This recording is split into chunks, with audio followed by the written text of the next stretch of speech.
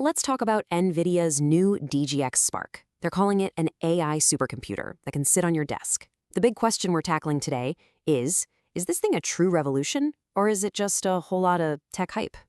So, NVIDIA just dropped this thing on us, a 1 petaflop AI supercomputer. Now, what does that even mean? A petaflop is 1,000 trillion calculations per second. It's a staggering amount of power, and they claim to have crammed it all into a box you can literally hold. But is that raw power actually useful for the developers it's for, or is it just a really impressive number on a spec sheet? All right, so first up, let's dive into what NVIDIA is actually telling us. Because they're not just selling a new gadget, they're selling a vision for the future of AI development. You've got NVIDIA's CEO, Jensen Huang, saying this is all about their core mission. He's drawing a straight line from their very first DGX-1, which, by the way, he personally delivered to a tiny startup called OpenAI, all the way to this new device. The goal seems pretty clear. Give individual developers the kind of power that used to be locked away in giant research labs. And wow, this slide really tells the story, doesn't it? I mean, look at this. In just under a decade, we've gone from a massive server rack that cost $129,000 to a little desktop box for under $4,000. But here's the wild part. The new Spark, at a fraction of the size and cost, is pushing out over 5 times the raw AI performance of that original machine. It's an absolutely incredible leap. So, what's actually under the hood? Well, it's running on NVIDIA's brand new Grace Blackwell Superchip. The big headline number is that 1 petaflop of AI performance. Now, that's measured using a specific data format called FP4, which is super efficient for running AI models. Plus, it's got 128 gigs of unified memory. That means the CPU and the GPU can grab data from the same pool, which is a huge deal for speed.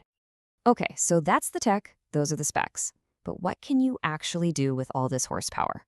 Well, NVIDIA has some very specific ideas about that.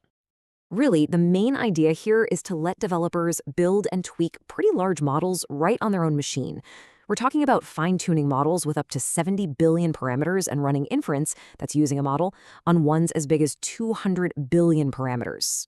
All on your desk. That's a game changer for data science and anyone building AI for things like robotics. But it's not just about the hardware. The software side is a huge part of the sell here. If you're a data scientist who uses Apache Spark, NVIDIA is promising a massive speed boost, like over 100 times faster for certain jobs, and you don't have to change a single line of your code to get it. That is a really, really powerful promise. Okay, so that's the shiny official story. But you know how it is. The second those specs hit the internet, the developer community started digging in.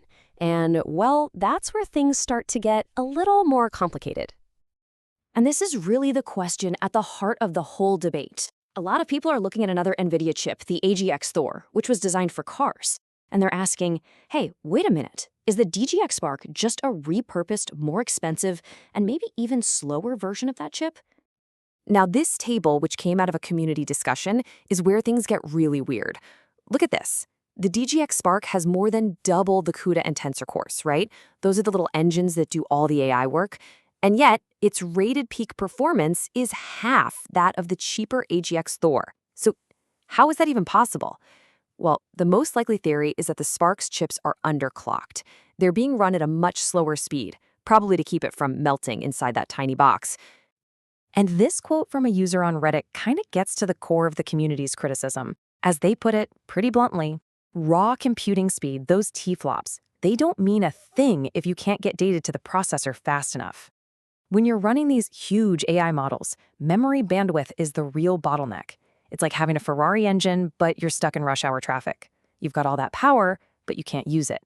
And a lot of people are arguing the Spark's bandwidth is that traffic jam. All right, enough with the spec sheets and the online debates. Let's shift gears. What's it actually like to get your hands on one of these things and get it up and running? So the good news here is that the setup is about as simple as it gets. It runs DGX OS, which is built on Ubuntu. You literally just connect your monitor and keyboard, plug it in, turn it on, and a setup utility pops up and walks you through everything. It's designed to be as friendly as any normal computer. And getting an AI model running is just as easy. For example, once you install a tool called Llama, it's just one command in the terminal to download and run Google's Gemma 3 model. That's a 27 billion parameter model right there. This is exactly the kind of easy, local AI experimentation that the device is supposed to deliver. And here's the really important part for developers. It just works with the tools you're already using. Popular libraries like JAX immediately see the hardware, no problem. This means you can use the tools you already know and love, and any code you develop on the Spark should scale right up to bigger systems without a major headache.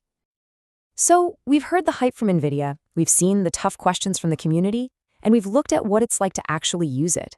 It's time to put it all together. What's the bottom line? Who should actually think about buying a DGX Spark? Let's break it down. On the pro side, you get a small, low-power machine that runs the standard CUDA software stack, which is a huge plus for versatility. On the con side, though, that memory bandwidth is a real sticking point, especially for the price. And you've got to remember, it's a sealed box. What you buy is what you get.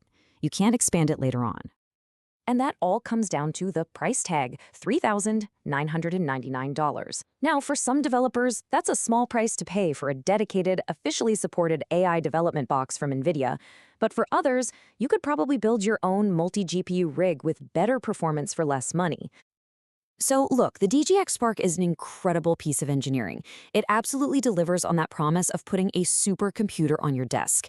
But the whole community debate brings up a really important point. Not all supercomputers are built the same.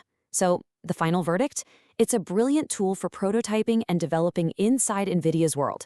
But if you're someone who is just chasing pure, raw speed on a budget, the AI revolution might still be something you have to build for yourself.